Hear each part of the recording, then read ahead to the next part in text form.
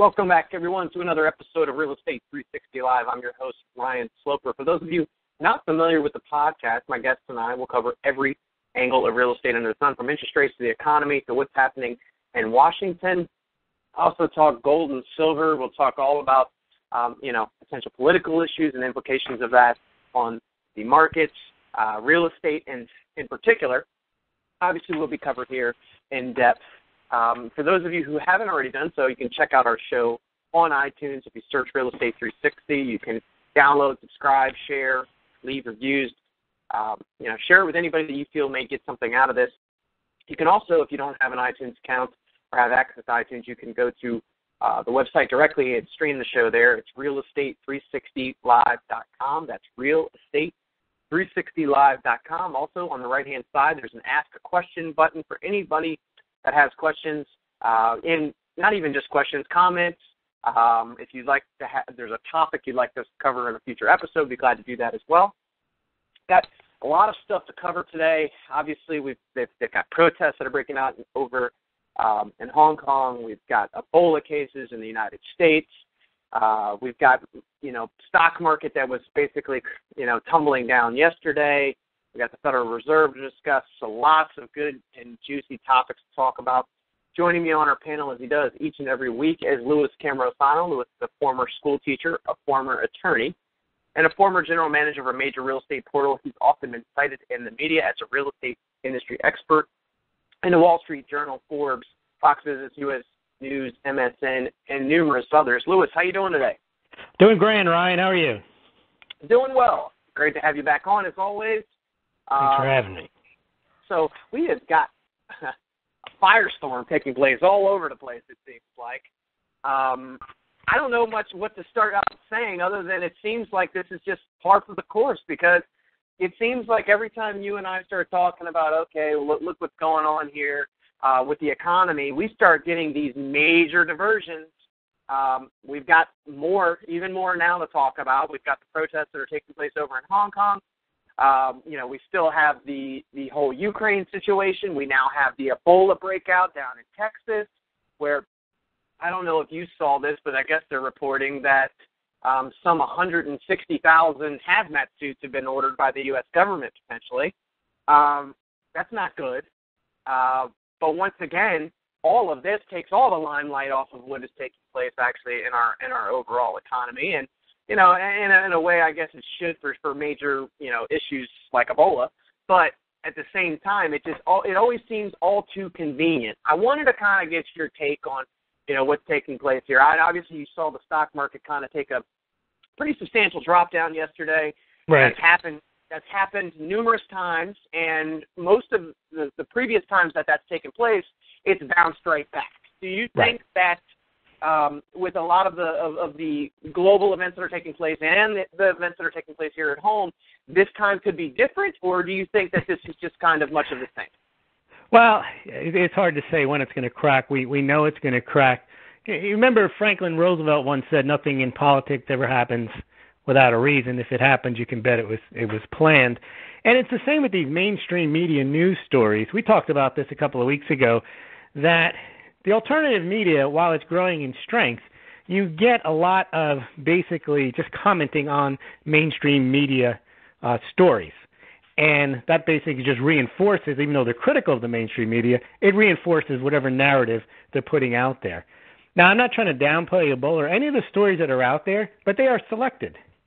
And they're selected for a reason. I don't know why they select stories, but you're right. They're generally selected to divert attention. For example, George Zimmerman, Trayvon Martin, the Ferguson things. These become the focus of the mainstream media, and then, of course, the focus of the alternative media to talk about how the mainstream media gets it wrong, but not commenting on why are these stories front and center of all the millions of stories that you can possibly put front line and center. But now, back to the economy. That's just some preliminary comments on how you and I basically analyze things. Is we look at what's going on and why are these things being brought to our attention.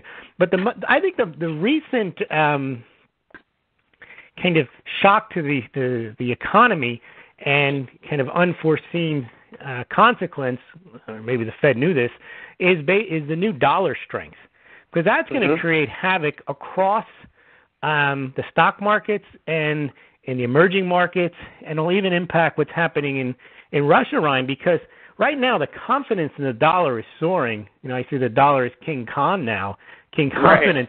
Right. And, the dollar is being rewarded for the Fed not doing what they're not supposed to do in the first place, meaning they're not supposed to do QE. All right, they printed $4 trillion, and they're being prudent now, and they're not going to do it for a while. They're talking and threatening about raising rates, although we talked about last week, Ryan, they're kind of backpedaling on that. So right now, the U.S. dollar, Ryan, is getting this confidence boost because they're coming across as prudent, even though they've just gone through 6 years of zero interest rate policy and unprecedented $4 trillion worth of money printing. And you and I talked about this. If we had heard in 2009 that's what the Fed was planning on doing, the dollar would have collapsed. But they're very, very good at this, and they string it out, and now they look like they're the most prudent central bank that ever existed. But I don't know if you saw, Ryan, Russia came out, the head of the second largest bank in Russia, and he says, in 2 or 3 years, we're going to be off the dollar. All right, well, we've got this big confidence in the dollar. Meanwhile, publicly, for the first time, we've never had this type of assault on the dollar where Russia is saying they're going to be off the dollar in 2 years. We have no public confidence. A Gallup poll shows that the economy is getting better from consumers. You've got an Argentine bank crisis. The central banker of Argentina quit. Right? You've got all these issues attacking central banking, attacking the dollar. You've got the FT headline, banks pull out of dozens of benchmarks after rate rigging scandals. And now they're going to talk to the regulators. I like they're able to talk about this stuff after they've committed massive fraud on a multi-trillion-dollar scale. So despite, Argentina, Russia, Portuguese, Bulgarian bank failures, all these issues that we have with central banking, $4 trillion worth of printing by the Federal Reserve, ECB now going to do its own version of QE, negative interest rates in Europe, Japan having printed trillions of yen in the last couple of years. You now have a positive impression of banks, according to a Gallup poll. So despite their failures, the banking system appears to have done the trick in the public's mind, gotten us out of the Great Recession. And as we mentioned last week, just because an unstable structure is still standing doesn't mean it's evidence that that it's stable.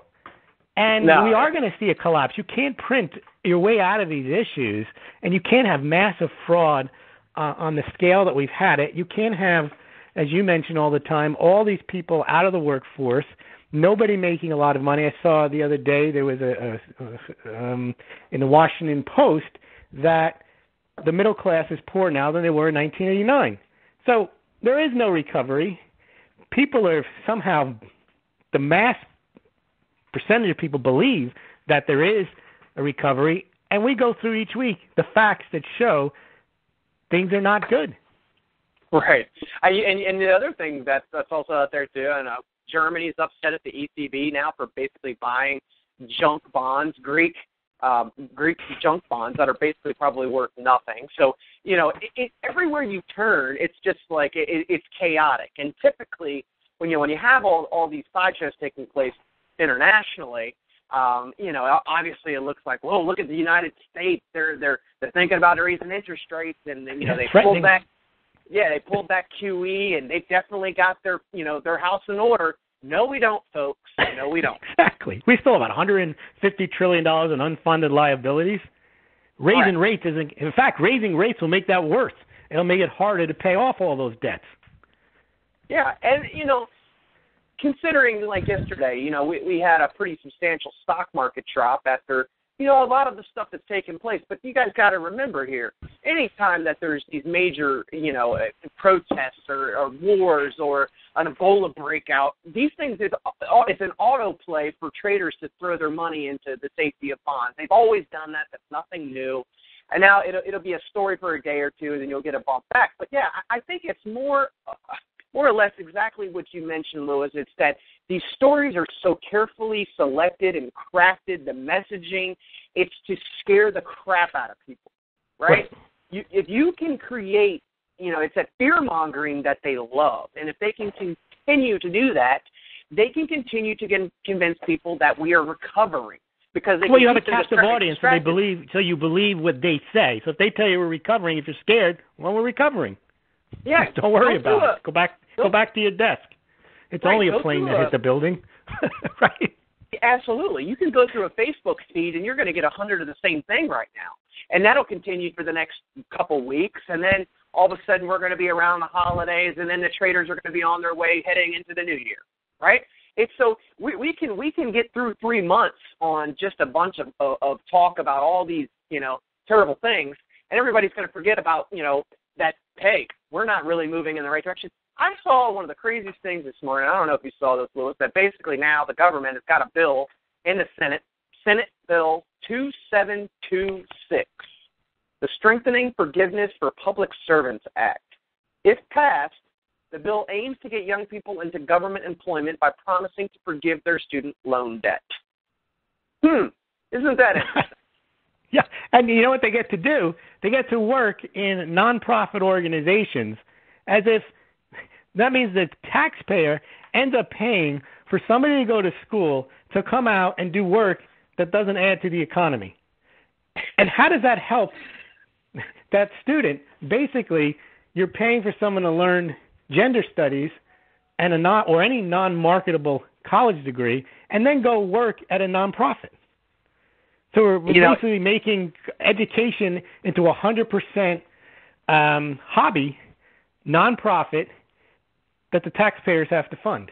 So instead of saying to people, maybe you shouldn't go, or if you go, you should go where you need to go in order to get a job, they're saying, no, go anyway. We're still going to charge the same amount. In fact, if everybody keeps going, the price will rise. But guess what? You won't have to pay and if you take one of these jobs. But now what's funny about not having to pay, Ryan, is when you finish not paying your student loan because you worked there, there's a debt forgiveness income hit from the IRS, which means now you're going to end up paying to have basically given up your career and worked at a nonprofit and not made much money in order to forgive your overpriced education. Right.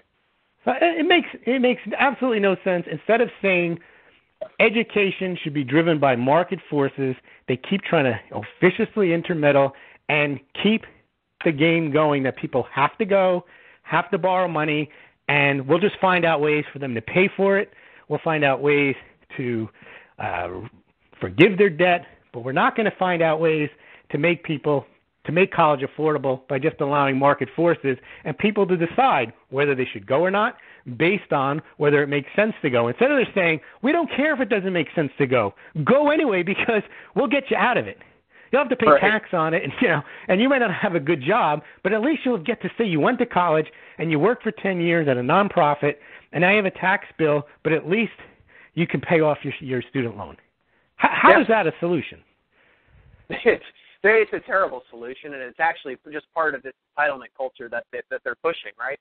So entitlement for what? They're not even giving somebody something that's useful. Well, they're basically saying the degree is worthless, but at least if you go work at a nonprofit, you won't have to pay for it other than the tax bill. Well, what I mean is that, they can continue to peddle, hey, you should still go to college right now. But if they can't, they're never going to stop that. Yeah, well, they're not going to stop that, right? So they're going to continue to give these student loans out like they're candy, right? That they're going to continue to give those out. And what they're basically doing is allowing that person that's going to come out of college and now not be able to find a job and say, hey, it's okay. Come work for us. We'll take care of your student loans. So that's not going to be a burden any longer. You can come and make $19,000 a year, but you won't have to worry about your student loans. Right? I mean, it's ridiculous. But this is just it's so much of the same. I mean, you see story after story and bill after bill of the same crap. None of this stuff is not even remotely close to productive, right? I mean, this is just the reason why we keep moving backwards is because we have more and more of this nonsense showing up, and We've got interest rates that are almost sub 4%, and everybody's always looking for these huge explanations, like what's really going on? What's really going on is the economy is flat out terrible. Employment is flat out terrible. Right. It doesn't matter what indexes we look at. From all these economic reports, we have construction spending at negative 0.8% versus 0.4%. I don't even know if that's a real number. They can make those numbers up. ADP private payrolls at 213,000 versus 202. I don't even know if those are real numbers because they randomly poll people. Who knows? All these numbers don't mean anything to me because I know that if interest rates are sub 4% and people had stable jobs, that means they would probably have more savings. They'd have the means to be able to buy homes, which they're not. Yep. I mean, all this is basic common sense. You don't really have to even pay attention to the numbers. You can just look at what's taking place in neighborhoods and how the inventory is rising. Home prices are starting to decline now. They can say that they're rising because they'll take a national average, and you have the metropolitan areas, which are doing okay, and then the other areas that aren't. So the media can obviously spin and twist and do whatever they want, but at the end of the day, things are not good. Things are not good, so they distract us with these headlines of Ebola and what's taking place over in Ukraine and Syria and the president and all these other things. But we know, Louis, you and I, we talk week in and week out that, this is just a way for them to pretend like they don't know what's going on. Because ultimately the Federal Reserve has gone down a very dangerous path that they can't reverse course at this point. They don't have. Correct. They feel like they don't have a choice but to continue doing it, and everybody's going to will continue to go along with it as long as the rest of the world is in worse shape than we are, or appears to be in worse shape than we are. Exactly. So they'll stop, pause, look like they're stopping for good, but as we said, quitting's easy. They've done it 3 or 4 times.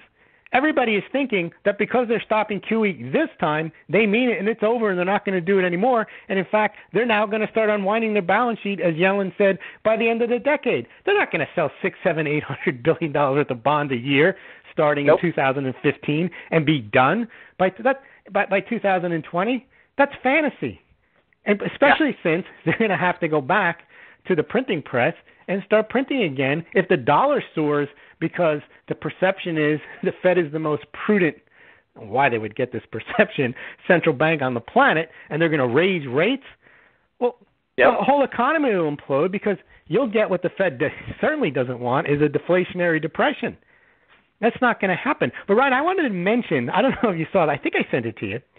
Alan Greenspan comes out. He's great since he's been out of being the Fed chairman.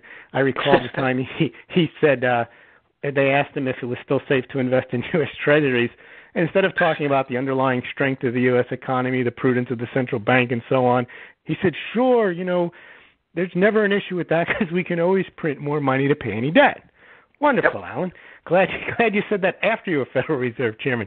But he wrote, and who knows why he does this. And again, all these things are done for a reason. Why does he write for Foreign Affairs? He writes an article about gold, and he says, gold has special properties that no other currency, with the possible exception of silver, can claim. For more than 2 millennia, gold has virtually unquestioned acceptance as payment. It has never required the credit guarantee of a third party. No questions are raised when gold or direct claims to gold are offered in payment of an obligation. It was the only form of payment, for example, that exporters to Germany would accept as World War II was drawing to a close. Today, the acceptance of fiat money, current, not backed by anything of intrinsic value, rests on the credit guarantee of sovereign nations endowed with effective taxing power, a guarantee that in crisis conditions does not always match the universal acceptability of gold. Now, if he actually believed that, why did he? It makes absolutely no sense. What he said makes 100% sense. That is the argument for gold. It is not simultaneously someone else's obligation. It is not subject to credit default. It is not subject to reckless monetary policy. It is money, and that's basically what he's saying. And yet, well, let me just finish this point. Yeah. We have had in the last 3 or 4 weeks with a declining economic environment, a geopolitical disasters going on, and gold going down because the media is constantly telling you it isn't money. They're trashing. We talked about it last week, where they had 2 people on to discuss gold, and there wasn't a discussion. They both trash it. And now you have gold and silver sales in September soaring just in the last 3 or 4 days. They went up to 4.1 million U.S. silver eagles at the U.S. Mint in September. They sold 1.1 million yesterday at the U.S. Mint. The Purse Mint also is selling more gold, and they sold double the amount that they sold the month before. So with all of this going on, the public is saying, no, we want to buy it. And it's interesting, the price goes down and people buy more. Now, isn't that the whole contra Keynesian argument? You know, that lower prices are stimulating demand. That's what we've always said with housing. If they let the prices go down, we'd have more home sales. Instead, they try to boost the price up and think people are going to buy more. Right. I'm sorry, I'm sorry, I interrupted you. No, Alan Greenspan, so like that whole blurb that you just spouted out that he came out with, that's like the real Alan Greenspan talking, right? That's not the political ex-Fed chairman, right? That's not him talking because, now he can suck and get all this media attention for bringing all these things to light, which he knew all along. He's always known this. It's just when you're that Fed chairman, you can't say any of these things. So now for him to basically go completely against everything that they're saying now, he's getting more media attention. He's going to look like he knew what he was doing the whole time he was in office, and now he's switching, off and telling people that basically our currency should be somehow tied to gold again, right? Right. And that's not going to happen, Alan. You know it's not going to happen. But it is interesting that you just bring it up in the middle of the mess that we're in. And not to mention that we have gold prices at ridiculous lows, I consider, right? Based upon what's taking place here on the home front, what's taking place overseas. I mean, gold seems to be like a steal right now at the price that it's at. Silver even more so. Yeah, but, with so much manipulation, it's not surprising that it is there when we know the Fed can not only buy up mortgage-backed securities, treasuries, anything they want, they can in the stock market. I mean, it's 100% just this crazy Wizard of Oz show that's taking place here. And then, I sent you that article, Lewis, on Zero Hedge, that basically talked about, the billions of dollars of bailouts from the foreign banks with QE2, and basically how we're still continuing to incentivize these foreign banks to keep their excess reserves here, right? They're guaranteed to borrow money from us at next to nothing and then make the spread on the other side because we're going to pay them to keep their excess reserves here. It's ludicrous to think that we can get away with crap like this. But, once again, the Fed is above all. They can do whatever they want. I mean, we're literally, other foreign countries don't really have to worry about, if we don't want them to go out of business, we can continue to support them as long as we see fit. We can have QE, to the infinity, and until this thing is just at some point it completely bursts open. Now, you and I talk about it's the timing of all this that we can't ever map out because typically these things drag out longer than one would think they would. When we started talking about QE from the very beginning, remember, Lewis, where we started that whole talk of kick the can down the road? Right? Mm-hmm. I don't think you or I really thought we'd be able to get to this point, but the Fed has been masterful in kind of the language and using the media to spin and really dodging bullets all over the place and blaming, certain things, pushing things back on Congress, diverting attention whenever they see fit. Well, what happened just now, Ryan, it was with QE. If you remember when QE3 was announced, gold and silver were on tears because they had done one QE, and then it was like, wow, they did another one. They're going to debase this dollar into oblivion. And when they started QE3, we thought, that's it. It's over. It was unended. It was unclosed. I mean, it was open-ended. That's the word of QE. And that's when gold and silver got hit, and that's when the naked short selling started because they did not want that canary in the coal mine to take off. So during QE3, which is the largest QE ever, gold and silver went down, down, down. And now that they're stopping QE, the dollar's going up. So perversely, from the beginning of QE to today, having printed $4 trillion, the dollar is stronger now than it was when they started. Now, you could never have predicted that. And that's because, as you mentioned, the masterful way they started it, stopped it, hit gold, had the stock market go up, and they had all the cheerleaders out there saying, see, it worked. They saved us from the Great Recession. Everything is better, and we're better off than everybody else. And by the way, if Syria gets out of hand, we'll take care of that. Ukraine, we got Russia under control. So all is well in the United States. Yeah. And we have a recovery. And look at this, though. So yesterday afternoon, Rick Santelli from CNBC commented that the CME trading floor, most traders were focusing increasingly concerned about the Ebola that was found in Dallas. So we have a dip down in the stock market, right? They can automatically blame dips on anything because any given day there's about 100 things that are in the media that are negative that anybody could blame what's going on in the stock market taking a dive that day, right? Mm-hmm. It has absolutely not 1 ounce of anything to do with the actual economy, right? It really doesn't, because you can't get the stock market to the levels that it's at without complete and utter manipulation, beyond our wildest beliefs. Do you hear about earnings? You ever really talk about ratios and earnings and real earnings and revenue growth? That's not what they discuss. They stopped talking about that, almost 10 years ago at this point, it seems like. That's not how you value stocks. There is no valuation for some of the stocks that have multi-billion-dollar market caps and no earnings. They have revenue growth, but even their profit margin doesn't even get closer to profit, or their net loss doesn't get close to profitability. It's not like these companies are getting there and they're going to make money. They're just making more revenues on the same losses or greater losses, and they're being rewarded with higher and higher market caps. That's a good segue. So obviously we have the whole Zillow-Trulia merger that we were talking about a couple of weeks ago on our show, right? And basically we know that neither one of those companies were really making any money, but yet their stock prices continue to soar. And basically by merging together, they feel like they can better serve their clients, i.e., sell more advertising to real estate agents, get more eyeballs on their sites together. And now we have the news of News Corp, operator of the popular Australian real estate portal, realestate.com.au, and many other media outlets across the globe, is set to acquire realtor.com. And Move, both companies. Realtor's part of Move, and Move operates realtor.com, and then Move owns some other properties, internet properties. Correct, for $950 million in cash. Now, this was a direct counterpunch to that merger of Trulia and Zillow. Oh, sure. Now, what does it really mean? Not much. Not much to me. They're always, National Association of Realtors never wants to be seen as somebody that's going to just, sit on the sideline and not do something for its members, right, Louis?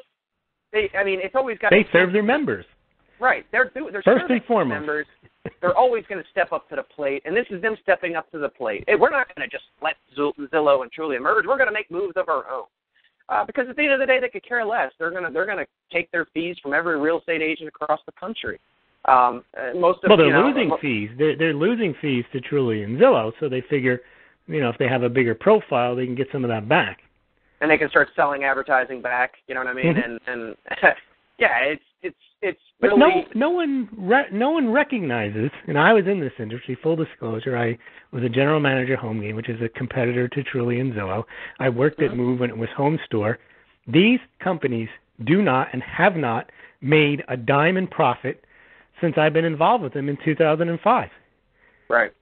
Okay. Now, look, could you explain, Louis, kind of that model though, like how these companies are able to continue to operate like this? Okay, so if you're selling advertising or lead generation to real estate agents, you operate on the model that you have to gain traffic to your site such that you can then funnel off those visitors to the real estate agents either in the form of impressions, clicks, or leads. Okay, and then as you mentioned before, not all the people that visit these sites have any interest in buying a home, selling a home, or even using a real estate agent. So in my experience at HomeGain, we were more of a lead generation company than a media company. Our goal was to get the highest quality clicks and leads to real estate agents. But when you do that, it reduces the number of clicks and leads that you can deliver to your agents, because most of the clicks and leads are garbage. They're just people passing through.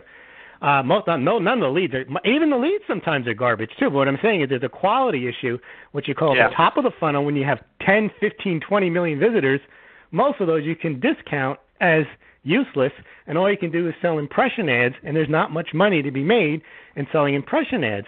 So then you have to sell to the real estate agent the quality click and lead. And if you don't sell a real estate agent a quality click and lead, he is not your customer for very long. Now, the second problem that these companies have is not only they can say how many millions of visitors they have, most of them are not worth anything. But then they think that they tout the fact that there's 1.5 million real estate agents, they're going to buy this stuff. They're not. Because, as you know, so many real estate agents, maybe 800, 900,000, never make more than $10,000 a year selling real estate, so they can't afford to buy this type of lead generation service. So basically your market is probably 100, 200,000 core real estate agents who are in the market every day, full-time real estate agents. You know, they count the part-time ones in the 1.2, 1.5 million real estate agents that can make a living doing this. And some of the real estate agents that make a living selling real estate, they make a living purely off of referrals and off their name. So they don't need lead generation companies like Trulia, Zillow, and the rest of them. So now you've narrowed down your market to a very small number of agents relative to the large size of agents, 1.2, 1.5 million that there are, that you can sell to.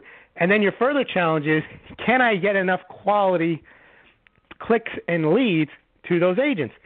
Now, I'm not saying they don't do it.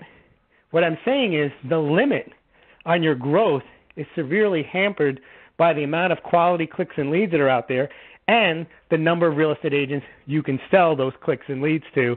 And if you don't sell quality clicks and leads to agents, you're not going to be able to grow your agent base, which is already a smaller target market than most people realize. Yeah, and you and I talked. I mean, Louis, I told you how I get at least 2 phone calls a week from somebody at Zillow, right? And every time they call, they leave a voicemail that's, we just had an opening in Bristol. Just had an opening in Gainesville. Oh, I bet you did, because you called me last week and you had one in a different city, right? And what to them an opening means, Ryan, is not that they had one exclusive agent there. It means they have 3, 4, how many they have in rotation, or 6 in your zip code, and one dropped out. So they're reselling that visit, which makes the click or lead less valuable to the end user, the real estate agent. Yeah, and I'm glad you kind of helped our listeners understand that model of these real estate sites, because many people frequent, Zillow and Trulia and all these sites, and they're always, they feel like they find a lot of good information, and I always tell people, I guess if it's a place you want to browse, that's fine, but if you're actually serious about buying a home, you really need to be looking at the direct MLS. You really need to be locked in with a local professional that knows the market, because a lot of the information that's on those sites can be very, very confusing, deceiving. I mean, I would say 9 times out of 10, somebody tells me that the first place they look for their home value was Zillow. Well, I've seen valuations be off by $150,000 on Zillow, right? I mean, we're not talking like small amounts of money here. And, more to your point, Louis, so you're saying there's such a small pool of real estate agents that can actually advertise on there. These companies are not ever going to make any money. No. Well, they've already made, in their minds, they've done what they needed to do. They've returned their venture capital money 10, 20, 30-fold.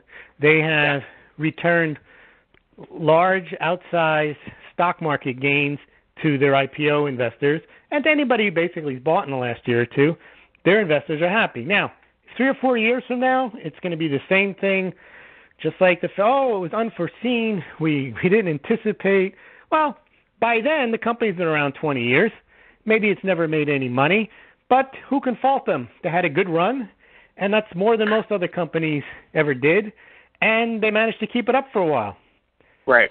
So they're a success now. You won't be able to say they're not a success even if they crash tomorrow, because they've gotten this far. They've raised that much money. They've returned that much money to shareholders. They may never make a profit, but in today's world, the profit is made on the stock market gains, not on the money the company actually makes. And that is the crux of the problem we're in today's economy, is that the best way to make money seems to be by losing money but growing revenue. Right. That's not sustainable.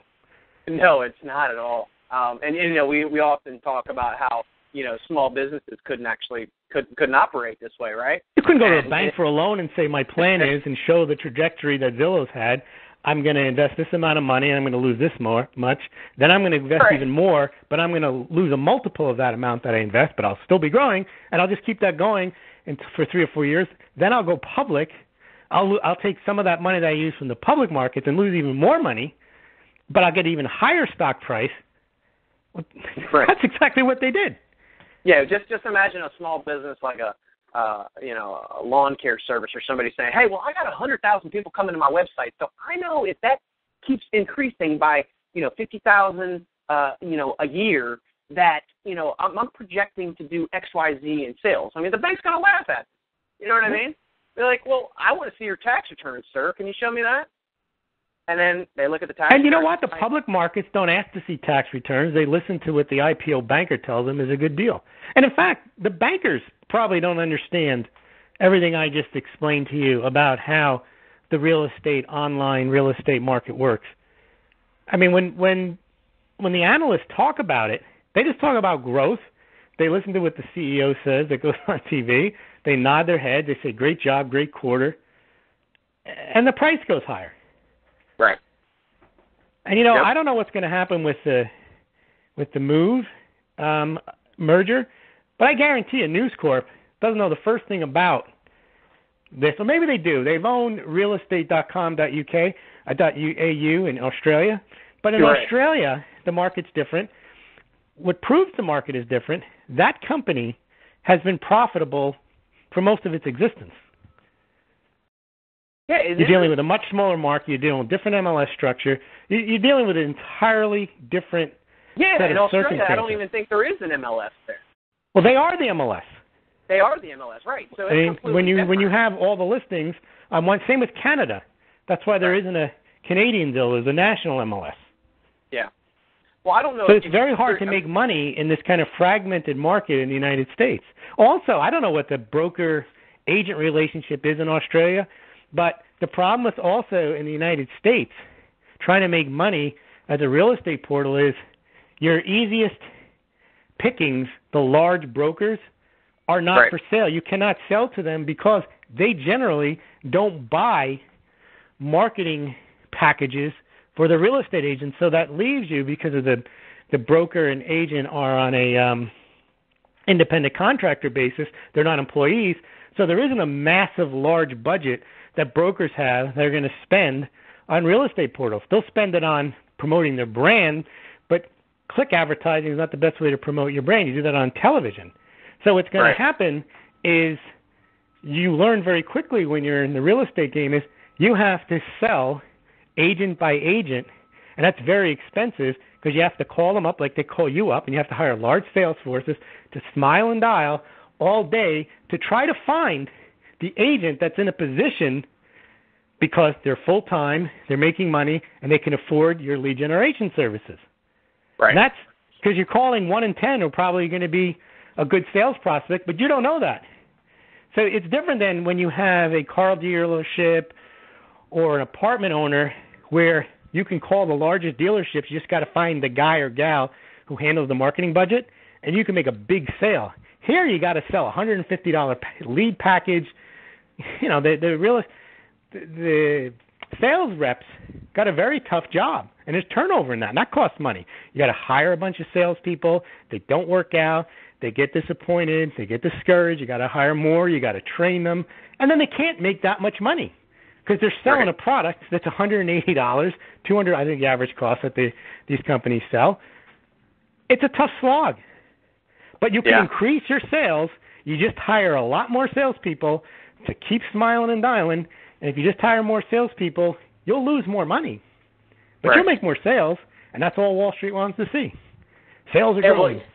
There doesn't come a point, though, where it turns profitable on a per sales agent basis and how much they sell. And then they say, well, they're going to sell, it's going to go to $300 or $400 an agent. Good luck with that. Right. Because they haven't gone up, and they don't even publish their churn ratios. Because once you lose a customer, he probably doesn't come back because he or she didn't make any money using your service. Maybe through no fault of your own, doesn't matter. Maybe they're not a good real estate agent. Right, why would you come back, right? I mean, after you just got burnt and you didn't make a dime from it, you're not going to give up more of your hard-earned money, you know. And you know, there's been a lot. Well, you have anything at the end of it. You don't get anything. The clicks and leads are gone. Yeah. And, I mean, you know, realistically, you can get those same clicks. I mean, you know, when I operate with my own websites and stuff, I know exactly how it operates when I'm driving traffic from Google to my sites. And, you know, and that's a percentages game. And then you're going to have your crap leads and you know, it's the same game. It's just I'm doing it, you know, independently. But the danger now is, though, Ryan, that between Move, Trulia, and Zillow, not only do they dominate with a couple of other portals like Redfin and Movoto and Weichert, the top SEO positions in every city, some of them even buy traffic on Google. So it's going to make it very hard for you to say, well, I'll bypass those guys. I'll get my own traffic and leads by buying them through Google or Bing directly. Yeah, and well, I've heard, I mean, there's been a lot of rumblings lately about, you know, people getting very upset with their local MLSs, and there's been some talks of, you know, of kind of merging some of these MLSs together, because in some areas there's like literally 2 or 3 MLSs almost like right on top of each other in neighboring like counties. You know what I mean? Right. There's a lot of MLSs and a lot of just real estate companies in general. Some of the bigger ones in particular are getting upset at the automatic syndications of listings across the board to all these sites, and you know, not necessarily having accurate information on some of them. And I think that, you know, the real estate movement, it's because it's so internet based now, and everybody's going to these big sites for their information. There's going to be a couple places that start to say that, you know, we're not even going to use MLS. We're going to create our own. I've already seen in a pretty large scale a lot of agents, when they're getting listings now, they're trying to go the pocket listing route. Oh, yes. And so that's going to ultimately hurt the overall real estate market, because now those listings aren't going to be really public. These agents are taking listings. They don't want their listings to go on all these other syndicated sites, so they'll advertise their own listings on Craigslist and Facebook and all these other different sites to try to generate a buyer so they can get both sides of the deal. You know, all this move to, you know, completely like pretty much internet-based, you know, to do everything real estate-wise is eliminating really professionals. It's going to make it very competitive for people to get, you know, the good homes, because agents, I think, are going to start making moves to set up to where the seller gives them permission to market it on their own for a month or so. And, you know, all this is not going to help the consumer, right? It's not going to help the consumer at all. Well, the idea is what helps the consumer is access to information. Correct. And their ability to make an informed decision. It's not, I mean, when you look at competition, it's not whether someone gets put out of business or not. If there's harm to a competitor, but not harm to competition, that's fine. It's only when you have all competitors gone and one dominant who uses practices that, you know, or the law to keep competitors out, such that their offering is the only offering and therefore it never gets any better, like Comcast. Right. You know, when they control the cable box, you can't get better or cheaper cable services because they're the only one. Right. I don't think we have that yet in real estate. One of the arguments for the MLS was that, and to give them these kind of mini monopolies, was that there was a fragmentation of information. Consumers couldn't find it all in one place. Yep. And with the onset of MLSs being the place, it's all there in one place. And that's the argument for Trulia, Zillow, and Move, is that it's convenient for the consumer to go there and get the information, but it's not as clear-cut as that, because what information are they getting? Do Trulia and Zillow leave up old listings? Are the listings the most accurate? Do they include the most updated MLS feed? And in some cases they do. In some cases they don't. But they clearly don't mark that. Because I know the data on both of those sites has improved dramatically from the years when they first just started getting whatever listings they could and putting them up. Some of them do have direct feeds, but not all. And I wouldn't even say half. Yeah, and I can give you like some direct insight like in my business. I can tell my clients that, hey, the most up-to-date information is directly when I set you up on an auto search, which is direct feed from my MLS that's going to auto-email you anytime a new listing comes on the market, right? It's going to update anytime a change of status almost immediately, instantaneously. And you know what? 90% of those customers that I'll tell that to, Louis, will still forward and email me things from Trulia and Zillow and Redfin and all these other sites. And it proves the point that's that perception, though. It's perception, exactly. That's and like people who drink Budweiser will tell you it's better beer than all the fine craft beers because they saw a commercial on it. Right. Well, and then they'll come back and they'll be like, well, you didn't send me this listing. I'll be like, oh, actually, that listing's under contract. That's probably why. Yeah, exactly. It didn't get sent to you. And, or that listing is expired. Right, but then, as an agent, from an agent's perspective, that's terrible, right? Because then now you have the customer coming back and continue to send you listings that you already know are not available, right? And it's like, okay, well, how come I didn't know about it? Well, no, you did know about it. A lot of these listings go on the market and they're off the market the same day because somebody already had probably a pocket listing on that guy, and it was under contract. He just put it on the MLS to say that he did it. But what if when they send you the valuation from Zillow? And that's the worst. Yeah, you can't. You know that they've already got a number in their head based upon Zillow. And the other thing, see, the MLS, like my MLS is MRIS.com. And I think a lot of the reason why people don't like using or don't like the auto listings that get sent to them is the way that they show up. It's kind of in a list format versus when they go on to Zillow and Trulia, like it's more in like a picture format. They've got better maps. So really, it's the formatting of the websites that I think people enjoy more than the accuracy of information. Well, bro, that's true. I think form over substance generally rules, especially when you're dealing with consumers. Right. Yep. And I think that by these companies merging and they start to try to innovate and make the technology even better, so when people want to come to these sites to search, it's also ultimately going to make the professional's job a little bit more difficult. And that's where it really is getting back to, you just have to be that professional out there that can, make sure that you're giving them the best information possible, the most up-to-date and current information, because people are still going to go and do what they want. But, if you can, you got to be able to give the extras there that, help them realize that, this is a tough market to navigate in general.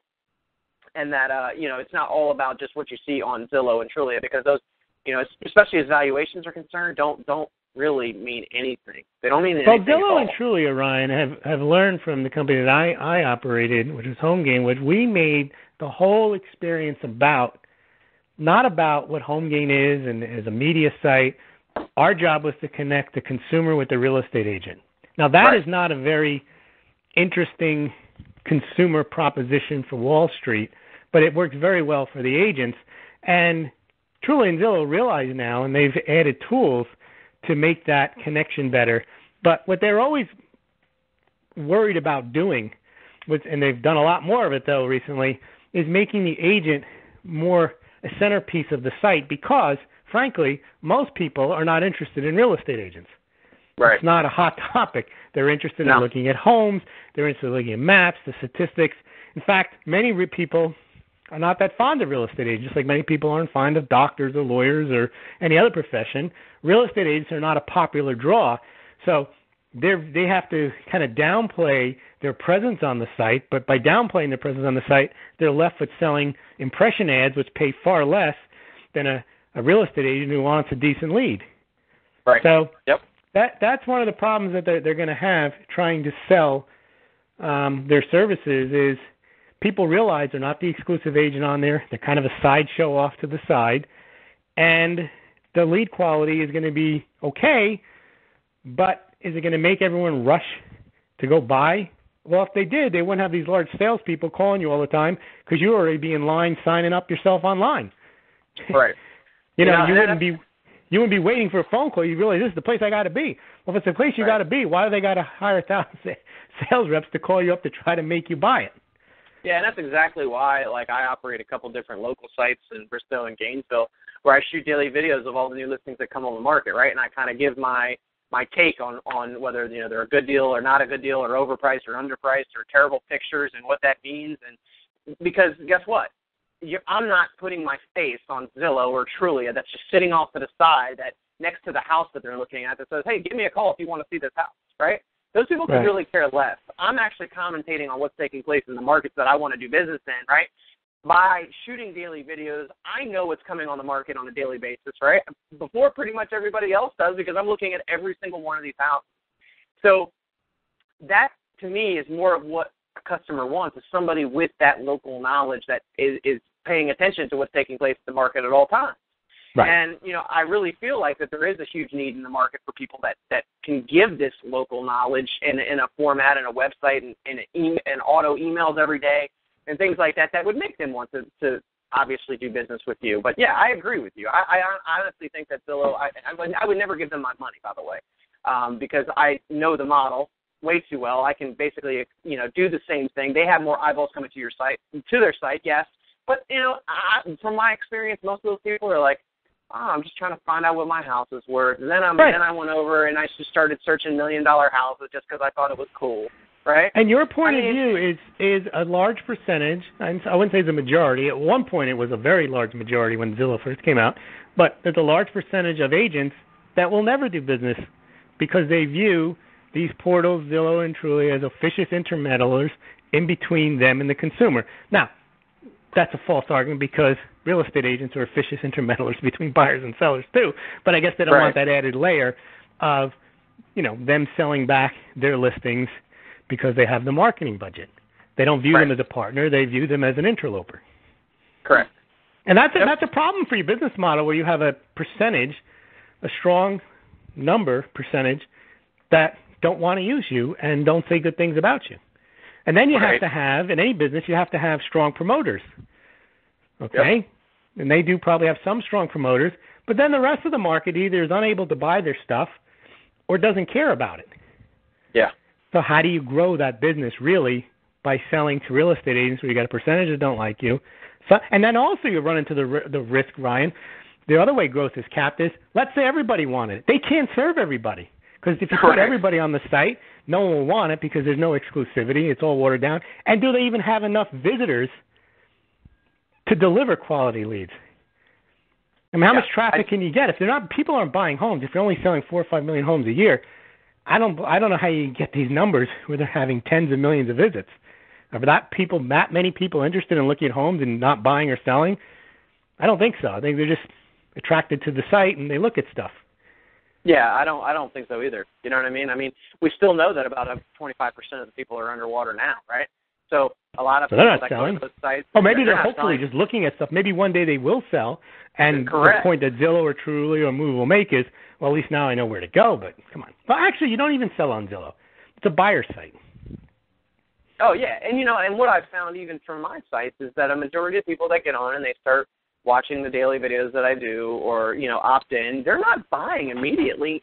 Most people aren't buying immediately. Occasionally, you'll get the person that says, hey, I found the house. I want to go see that this weekend, and then they buy, right? That happens, but it's a rarity. Most people, they start their search, and when they're just kind of pondering in their head, like, hey, maybe I might move in the next 2 years, right? So they start looking, and then, it could be 6 months, a year and a half. Now, most agents get frustrated because they think that, by having a lead service provide them leads, that these people want to buy immediate. And that's not the case. Real estate typically is a pretty slow developing relationship, right? And the majority of the clients that I have now from these sites, from my personal sites, are clients that have been watching my videos now for almost a year, Louis. Because and the reason why they're coming to me is because they've been getting my information consistently day after day after day for almost a year now. So when they finally are ready to make a decision, I just improve my chances of them calling me, right? But it can be very frustrating for any agent that would pay for Realtor.com or Zillow or Trulia and leads on there, and they're like, well, I haven't gotten a showing from this company in 3, 4, 5 months. Well, probably because there's 3 other faces right beside yours. Right. And maybe they called quicker than you did, and maybe Right. That's the problem. They can even do their job, the portals, and the agent doesn't do theirs, but they're still going to blame the portal. And that's a problem when you sell a product. Like, for example, if you buy a Gibson guitar or a Stradivarius violin or a Steinway piano, and you bring it home and you can't play it, you don't blame the manufacturer. You realize you don't know how to play it. Right. But there are agents that sign up for Trulia and Zillow, They may get decent leads. They just don't know what to do with them. They don't know how to deal with them. They don't sell anything. What's the first thing they say? Yeah, I tried to surely do it. It doesn't work. It's no good. They'll never say, I don't know how to sell real estate. I don't know how to be a real estate agent. They're going to blame Truly and Zillow. That's another problem with their business model. You will get people, and for as many people who are not successful on Truly and Zillow, they talk a lot louder than the people who are successful, because the ones that were, I found this at Home Game, they don't want to promote the company because they realize it was their secret weapon that if they were going to say, hey, this works, they'd have competition for the limited number of leads and traffic that we could give. So you'll get the bashers out in force, but you won't get the positive testimonials flowing. You have to kind of squeeze it out of them.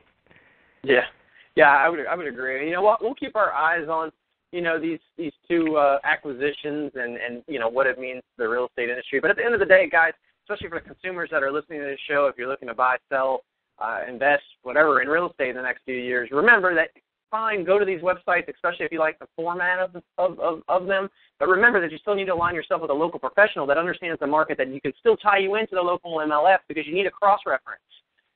You need to, you know, you don't want to just look there and say, okay, well, this house just came on the market. It's got to be available. Not necessarily. It doesn't mean that. And I mean, I'm telling you guys this because this happens on a daily basis, that somebody sends me listings from 4 different sites, even though they're already getting my automatic feed directly from my MLS that says whether it's active, under contract. So, you know, just make sure that you're doing your due diligence. Don't rely solely on these sites, as Lewis and I have just mentioned for the last half an hour, of how these sites are set up, and it's mainly for advertising back to real estate agents, okay? Yeah, they have a lot of information on there, and there's a lot of realtors on those sites, but at the end of the day, they're there to drive basically advertising money. And those realtors are not pre-vetted, as far as I understand. They just pay to be there. So it's not like they're the 4 best real estate agents in that area. They're the 4 who decided to buy that service. Yeah, nothing wrong with that, but you just need to know that. Of course. So you still have to do your due diligence and researching the agents, that even if you happen to want to. Not a good housekeeping stamp that you found an agent on Truly or Zillow. Correct. Nope. And, you know, most people, they end up going on Zillow and then end up calling somebody they got a referral to, or they know, like, and trust, and that's also the problem with why these agents don't end up getting these leads anyway. But, you know, just for peace That's of a mind, bad business model. It's called free riding. People go to Zillow and Truly and then use somebody else. Exactly. And it happens all day long. But, you know, I use all the information that's out there, guys. But like I said, always come back to working with the professionals in that local area that can give you the insights that the MLS, the local MLS, has to offer, because there's nothing that's going to be better than that. Right. We're up on the end of the show here, Louis. I want to thank you again for coming on. Thank you. Obviously, we'll have to monitor all the situations that are taking place internationally and here on the home front for the next week. But give our listeners your blog so they can check out your blog posts over the next week. Thanks, Ryan. Smallgold.com. Take a look. Economics, real estate, Federal Reserve, gold, silver issues are discussed. Weekly, a blog post or 2 each week on the topics. So please visit smallgold.com. Thanks, Ryan, and thanks, everyone. Thank you guys for tuning in. We'll be back again next week. In the meantime, be sure to download, subscribe, share on iTunes, search Real Estate 360. Also, you can go to the website directly, realestate360live.com, and all of the old podcasts are uploaded there. You can stream them live. Have a great week, and we're back with you next week. Take care.